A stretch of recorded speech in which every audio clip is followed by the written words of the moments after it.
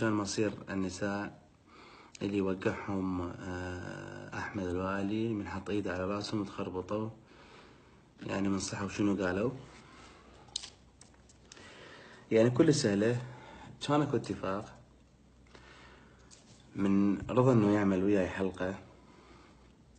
الحلقة من عمل رضا انه كان اكو معاني اتصالات كثيرة، اتصالات انه رفض اكثر من مرة، لحين ما وافق خلاص. فمن وافق انه طلبت اني اللي اجيب الناس، مو هو اللي يجيبهم. يعني انا اللي اجيبهم عن طريقي اني، يعني حتى يكون كلام مصدق. اوكي، صارت ماكو مشكلة.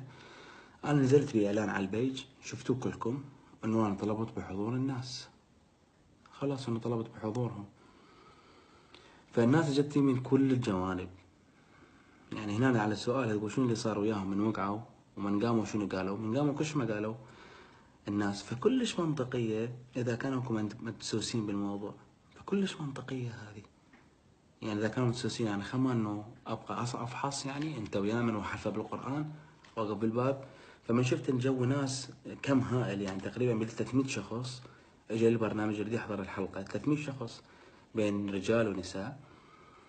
فشفتهم انا ماكو اي مشكلة، بس مو انه انا احلفهم من القرآن انه انت مدسوس او ما مدسوس، انه انت راح تقول الحقيقة ولا ما راح تقول الحقيقة. فصعدوا بيهم وقعوا بيهم تعاركوا، يعني ما اعرف.